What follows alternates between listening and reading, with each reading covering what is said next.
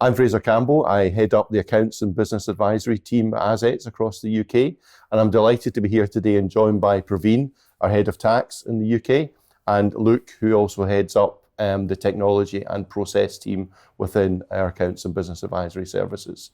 And we're here today to talk about making tax digital for income tax and the changes that means for our clients and the wider population of taxpayers in the UK. Okay, so firstly I'm going to turn to Luke. Morning, Luke. Morning. How are you doing? Very well, thank you. Yeah.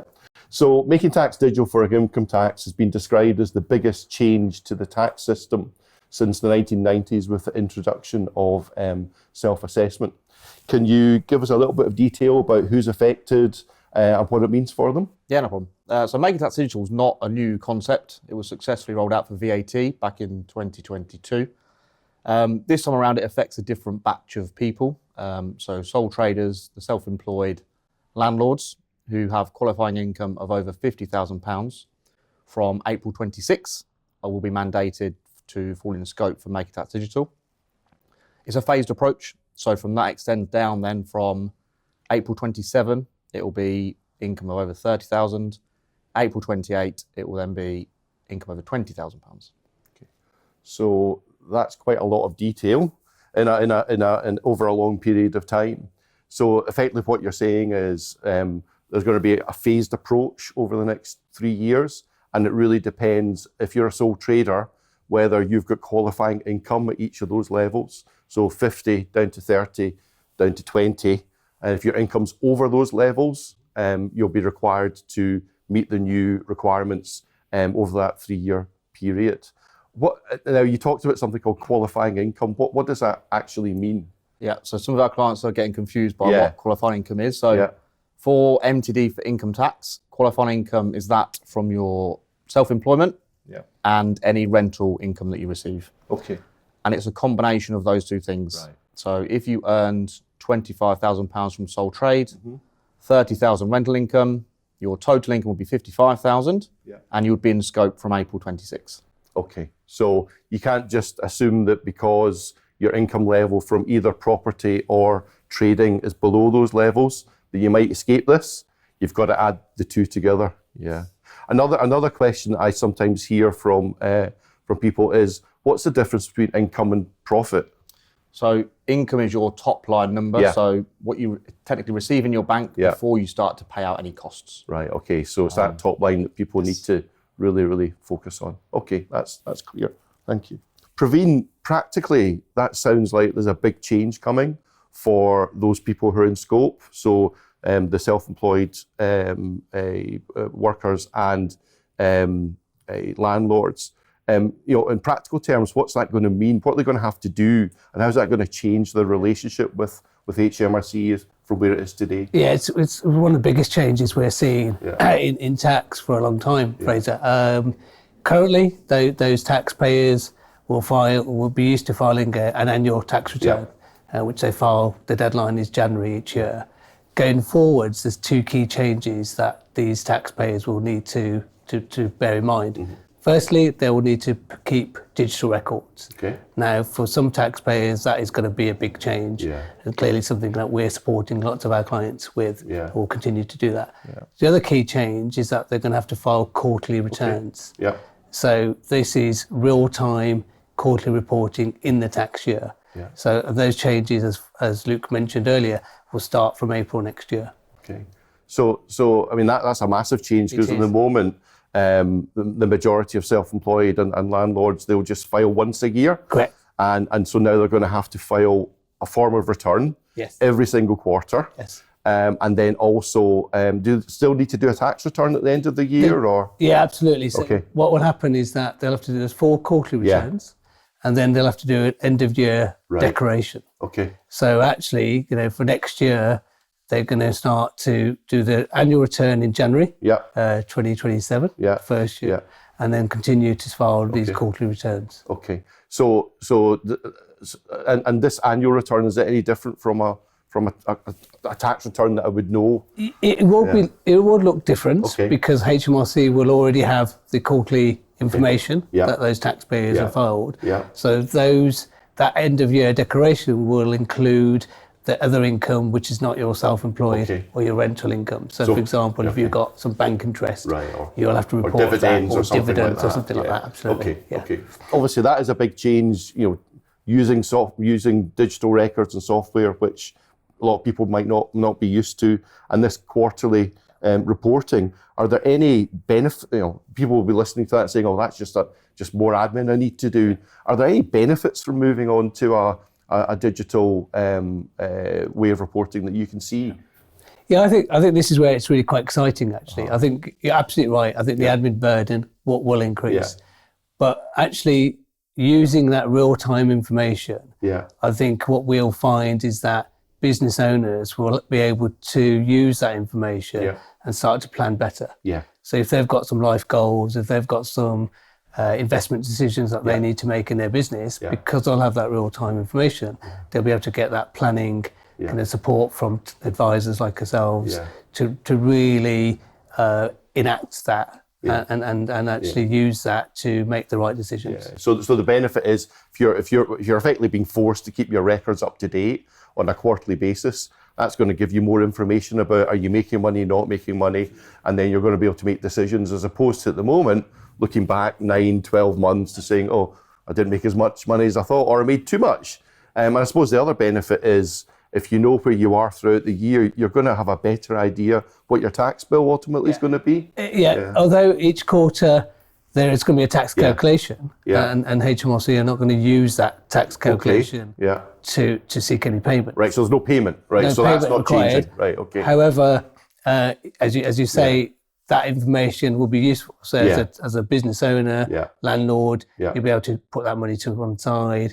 And use that. And avoid these nasty surprises in January that everybody has after Christmas, which is horrendous. No, that's really clear. Thank you, Praveen. Luke, the clock's ticking. We're less than a year to when this comes into play. So it's the start of April 2026, where that first phase of those over £50,000 are going to need to be compliant.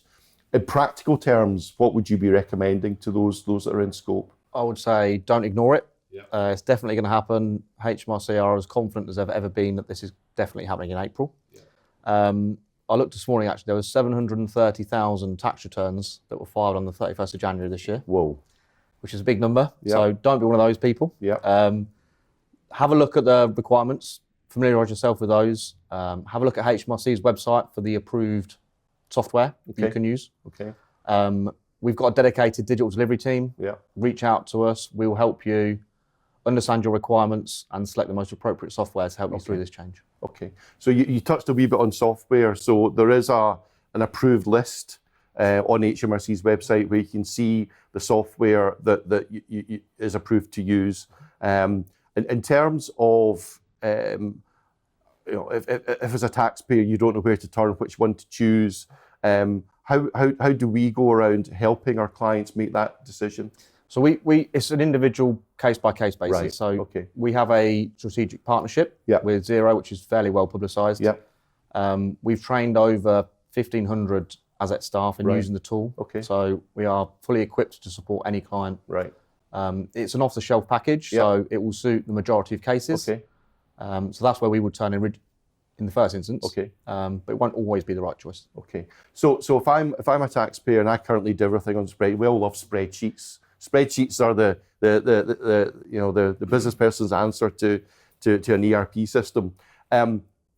What's the position with spreadsheets? Are they digital records? Are they not digital records? Where are we on this? Technically, as long as they're in the right format, they will be a digital record.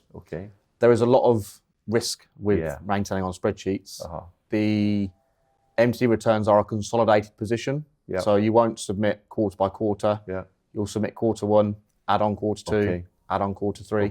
So it's fraught with error or potential error. So yes, they will potentially pass the test, but I wouldn't have that as my first choice. So what you're saying there, Luke, is spreadsheets, while technically they may qualify as a digital record, our view is they're fraught with too much risk in terms of making errors. Now that's going to mean either you're going to need to pay your accountant to sort those errors to get your tax return done and right, or you're going to have to, or you could be open to penalties in declaring the wrong figures or the wrong amount of tax. So it's really not something we would recommend at all.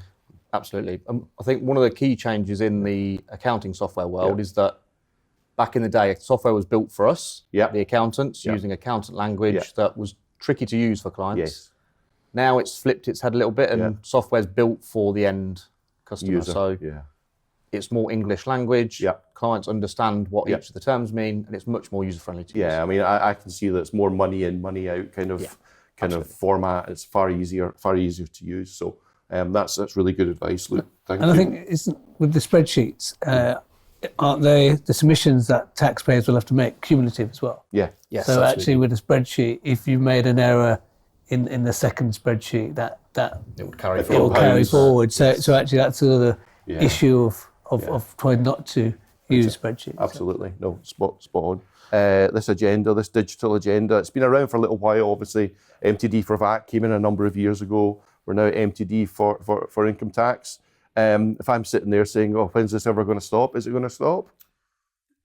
As Luke mentioned, the MTD for VAT was introduced 2-3 years ago. MTD for income tax has been on the agenda for a number of years. It is happening this time. I think there's been lots of false starts. I think this is part of the wider digitalisation sort of strategy HMRC have got. They know from their the detail from VAT that actually having digital records does help close the tax gap. Right. It does help taxpayers pay the right amount of tax. And I think there's a similar motivation here that the self-assessment, moving that towards digital records will help contribute closing that tax gap. So going forward, as part of that tax strategy, there is in their pipeline, corporate tax will probably be the next thing that HMRC will introduce in a few years' time. So those business owners that are currently operating through a limited company think as though they're getting off the hook. They're not necessarily. Not necessarily. Just watch this space. Absolutely. Yeah. But it's not right now. Not right now. Okay. And Luke, just another final point. Some people might hear about the HMRC MTD beta. A lot of acronyms there. What's that all about? So it's for the more forward-thinking client who is concerned about the changes. HMRC's beta is now live. Right. So for the next 12 months, you can use approved software and you can get used to the new requirements. Right. Okay. So as the worst case scenario, I'd recommend that clients start to keep their paperwork more regularly. Yeah. Best case scenario, they reach out to us, see if they're appropriate for the beta. Yeah. We can then get them used to it over the next 12 months so that when it comes to April 26, they're good to go, already used to using the new systems, fully trained up. I won't have any issues when it goes live. And it's not going to create any extra tax liabilities for them? No changes to the tax liabilities at all. No, good. That's clear. So look, obviously there's a lot to take in here, and there's an awful lot for those taxpayers who are in scope to think about. What are we actively doing to help our clients in this space to prepare for the changes that are coming in April this year? There's a few things. So we're working closely with HMRC. Accountancy firms, clients are all learning this at the same time. It's a new method of taxing clients. So we're working closely with HMRC. As soon as anything changes from them, we're in direct contact with them.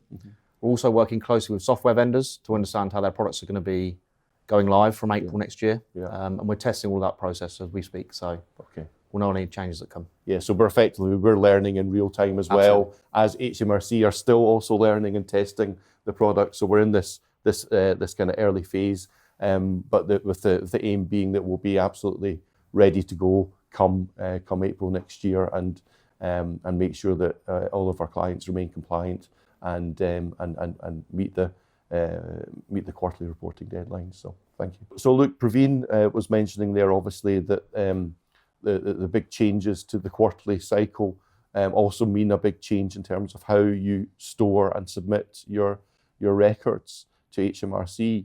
Are there any other benefits other than getting up-to-date information that you see, and how are we going to help our clients make that change and remain compliant? So when we've segregated our clients, there's three main client types that we've identified. So some are really comfortable, already VAT registered, so used to quarterly reporting. They would like to just do it themselves Yeah. and give us a call just to review. Yeah. Others are complete hands-off. No, thank you. I'll continue running my Okay. business. Azets can do everything for us, Yeah. which we'll cater for. Yeah. And the hybrid model is where client wants to do a little bit, Yeah. but doesn't feel comfortable doing everything. Yeah. So we pick up Okay. a percentage split of the work Okay. to support those clients. So regardless of kind of the age, stage, digital savviness, whatever it may be of a client, we can find a way of working with them so that they can remain compliant and focus on what they do best, which is running their business. So that's really helpful. It's not just a one size fits all. We're going to be offering a range of different ways of working depending on those client needs.